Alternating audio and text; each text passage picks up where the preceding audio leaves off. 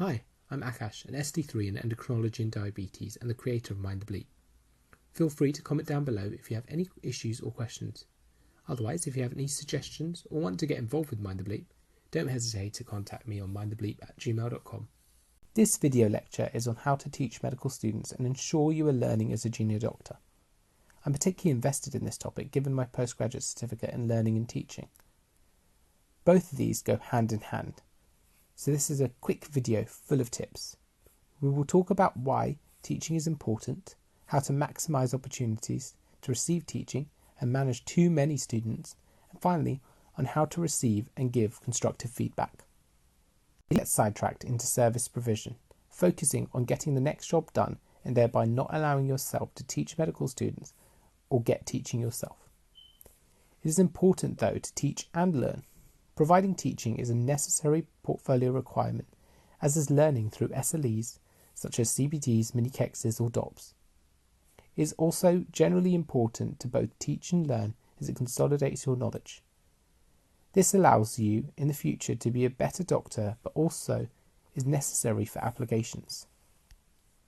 One common complaint that I hear from junior doctors is that there are too many medical students. The trick is to develop your leadership skills to make the environment useful for medical students and for you. By getting them to present cases to the consultant, this is helpful for them, but encourages the consultant to teach you on the ward round too. By fetching and reviewing ECGs, chest x-rays, writing discharge summaries, or doing other jobs, this is useful for them and frees up your time to teach them or be taught. If you are really struggling and you have to send them away, ask them to shadow other healthcare professionals or accompany patients to imaging or endoscopies. Take many of the same opportunities for learning for yourself. On the ward round, encourage the registrar consultant to explain a case to you, or be even more bold by asking them to observe you assess or manage a case. Also take advantage of specialist nurses and other healthcare professionals. Pharmacists will do a wonderful job of explaining therapeutic drug monitoring, for example. Diabetes nurses will teach you about insulin. These experiences will be vital when you have to manage the same situations out of hours when they aren't around.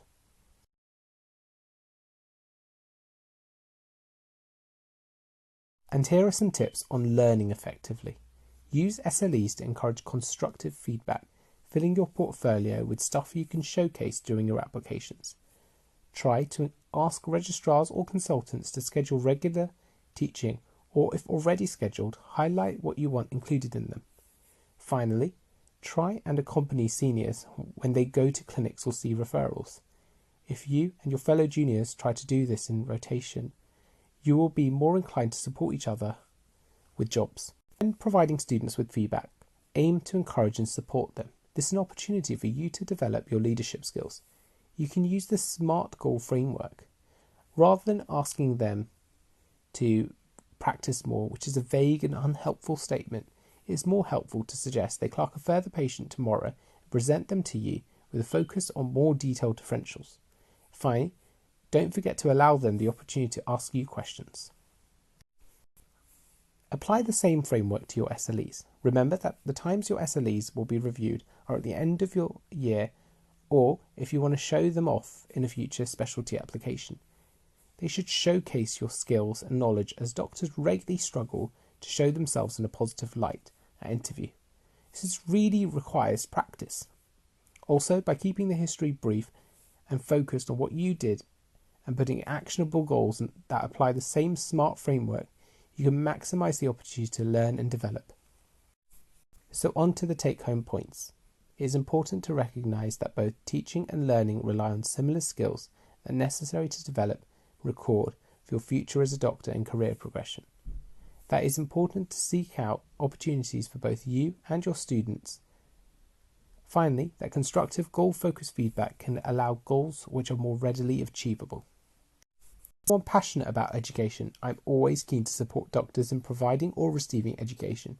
Feel free to contact me for support with anything educational and to get involved with Mind the Bleep. Any questions, you're welcome to drop a comment below. Thank you so much for listening to this talk.